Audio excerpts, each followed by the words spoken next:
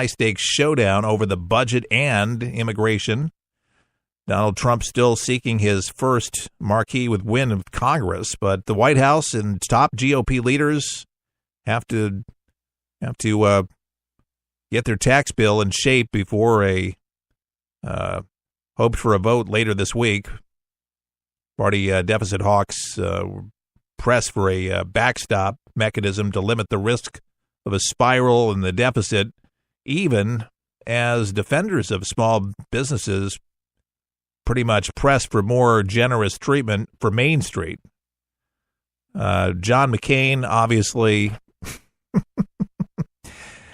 the man's never satisfied.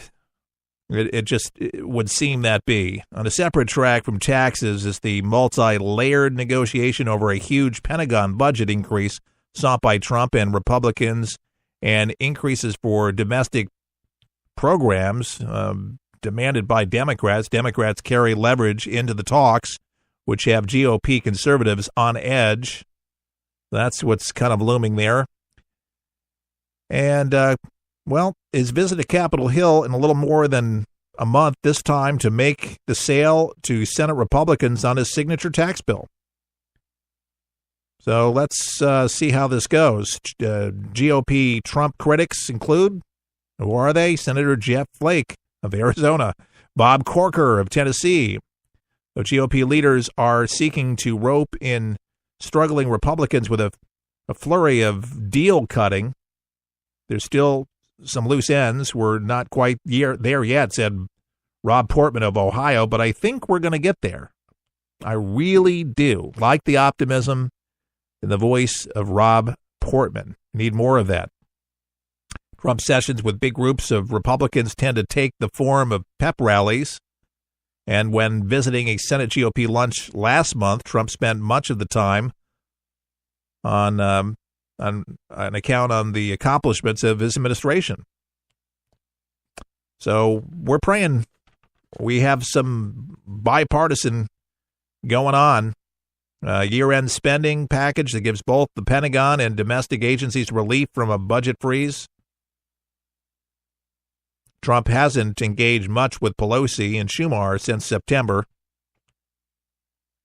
So we don't know if there's going to be any meeting of the minds there. But many people suspect that there's going to have to be some type of leaning in. And if anybody can do it, Trump is the deal maker. Let's see if they can get some stuff done. We need a win. I really do need to say a prayer. I'm really believing that. That would be such a great victory for the conservative agenda and for America. A new threat from ISIS has come out today. Did you hear? ISIS supporters are sharing a disturbing image threatening a holiday strike in New York City. This is a very demented poster of a Santa Claus. I'm looking at it right now. I can see it online, but standing alongside a case of dynamite as he's looking into a crowd in Times Square. It says, "We meet at Christmas in New York, ... soon." A black and white caption declares the chilling warning. They're saying this is propaganda, but following similar warnings of Christmas attacks across Europe. According to the Daily Mail, terrorists using encrypted communication channels have been sharing posters of London's Regent Street decked out in Christmas lights and Paris Eiffel Tower with Christmas markets in the foreground. Images of jihadists in blood have been superimposed on the scenes, along with a message in English, French, and German advising soon on your holidays. Earlier Monday, a posting in St. Peter's Square in the Vatican urged terrorists, do not hold back your blood. The reward is paradise. They're definitely still on it, and no matter how good you think that people are on the internet to be able to stop these people, they just mentioned encryption. You're able to get it out, and it propagates, and it's reposted, and the followers, those of ISIS, find ways to be able to get it into the hands of folks that will carry out these attacks. And I just pray that we do not have any incident over here, but there is the possibility. We've made it clear They have made it clear they're losing ground and they're desperate, but desperate people do desperate things. And I would imagine that somebody's going to get a hit somewhere. But I always wonder when they make the announcements. It's like the little girl, the little boy, whatever, that cried wolf. You say New York, you say the Vatican, you say Paris, and then it ends up being none of those places, but it's somewhere else, everywhere else that you least thought that it could be. And it ends up being that way. And they could totally throw people off guard from this. So that's what I'm saying. Be vigilant everywhere. Be on high alert everywhere. Mayhem doesn't have to just be in New York City. It doesn't have to be just in Los Angeles. It can be at other places. It was in Orlando, as you know, San Bernardino. It could be in Boston. It could be in Chattanooga, Tennessee. It could be in a lot of places other than these places. I think these are the most coveted targets. But given the mass firepower that in New York City with the police officers and the FBI and the Secret Service, or the CIA, there's just so many people that will be guarding the streets, especially Times Square. If you're going to be in Times Square, that's going to be like the safest place to be. Because they're not allowed. Are they allowing backpacks? No backpacks. But, you can always get somebody with a laptop. You can always get somebody with C4 stuffed in their cavity. Remember Reed, the shoe bomber? And I've said this before, you can never stop, ultimately, a determined terrorist. Unless intelligence gets lucky, something tips them off, something doesn't look right, and they take them down immediately. But, terrorists are going to do what they're going to do. And, what most people think and believe here in this country is that we have to continue just going on. We still have the idiot roaming around Seminole Heights, Tampa, Florida. It's a serial killer. He's killed 4 people. People are still going to work. People are still going home. They're just not out late at night alone because that's what the guy looks for. People that are alone, they're doing it typically late at night, so you don't come outside. You're a little bit smarter unless this guy changes his strategy or he changes his address and goes somewhere else. But they're still looking for this guy in New York, here in Tampa. We do, in case you didn't know, we have a serial killer in Tampa, Florida, of all places. But police are still mystified, still have no idea what's going on. But again, bad guys are going to do what bad guys are going to do. We've always had idiots out there. We got rid of a monster this past week. Charles Manson, got executed. Good riddance of the terror that he brought out in California and the sick reputation that he brought. There's this weird cult fascination with him. There's so many people that just idolized him. I don't know if they're Satanists or what they consider themselves to be, but there's people that really idolized him. They liked him. There were T-shirts and websites and things. Just oh man, he was on to something. He was on something. All right, guy was on LSD, popping acid big time back in the '60s, and didn't do any of the work. What a coward! Didn't even do the work himself. He manipulated other people to do it. Unreal.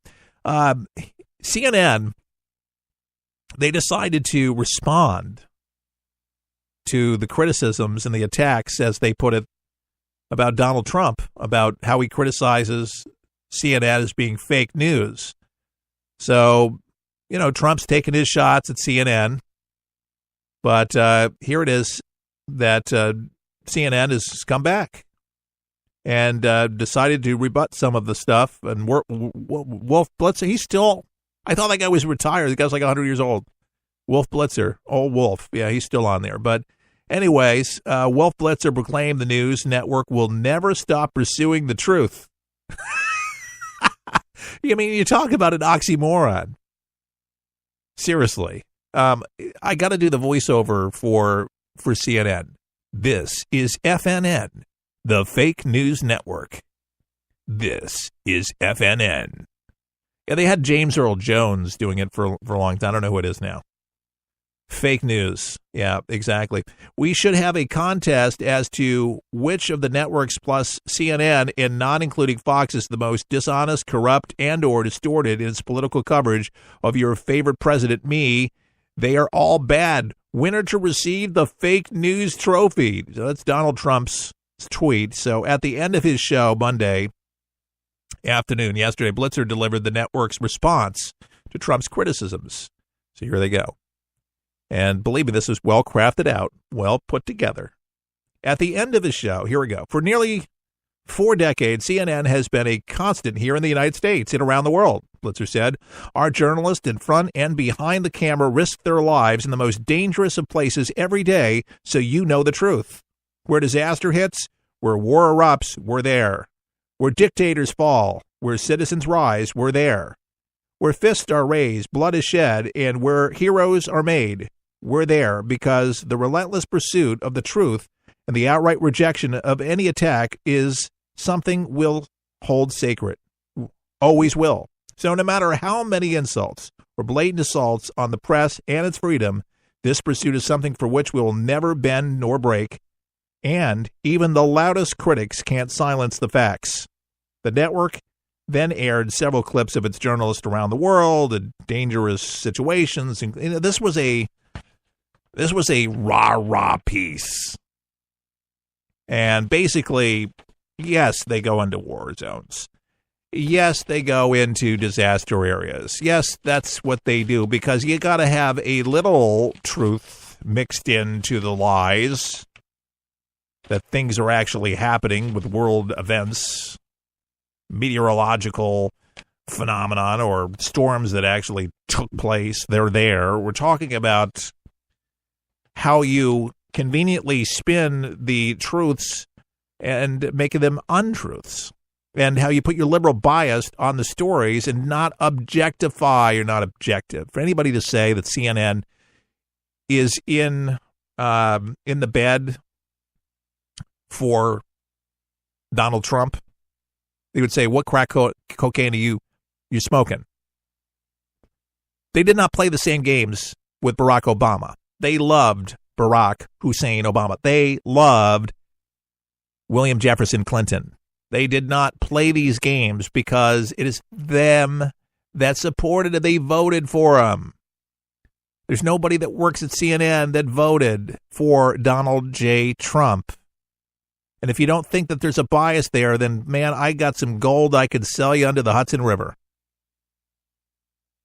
Yeah, it might be contaminated with some radiation, but hey, I'll sell you some gold. I got some good gold. There's a huge dip. Man, I'm telling you, your head will hurt. If you're used to watching Fox News Channel and then you turn to CNN, I mean, I get a migraine because it spews hatred towards conservatism. It spews hatred towards conservatives all the way around. Making up stories on the network about Rand Paul, Senator Rand Paul, who got brutally attacked in his front yard, had said that he instigated the attack with his neighbor. There was no conversation with this neighbor, period. The guy didn't like his politics, so he attacked him and broke many of his ribs. I could have died from it. And this is what they support. This is their liberal agenda, and it spews into the newscast. For them to say that it doesn't, they are just outright lying. It spews out of them. They never, ever did this to Barack Obama. Ever did it. So I don't know what they're smoking over at CNN in Atlanta, but they are highly delusional. This was just a rah-rah piece to make them feel better, and for the poor correspondents that do go into the war zones and report the news that's going on the ground in Syria or Iraq or Afghanistan. Good for them. They're heroines. They go out there and do that and report that kind of stuff, the honest news. And maybe there is a few honest reporters at CNN, but they're not talking about politics. They're not putting down the president of the United States. Maybe the weather band doesn't get into politics, or the weather girl. Good thing.